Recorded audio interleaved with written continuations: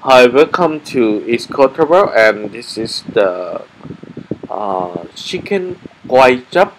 Kway chap is something you can call it as noodle. It's a big noodle, big rice noodle in stew soup with some pepper and the taste is the soup is heavily based on um, black soy sauce. This is near the Yararama Hotel. Is in southern part of Thailand.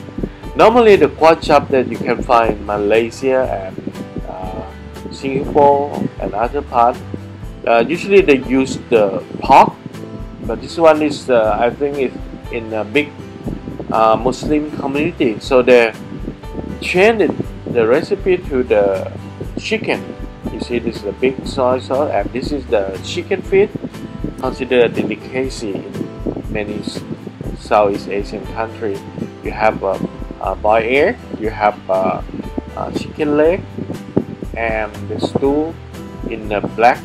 You see, it's a deep brown, deep soup, and with heavily based on five spice Chinese five spice powder of hello, and also the sweet black soy sauce, and they put it here so that you have a distinctive soy sauce.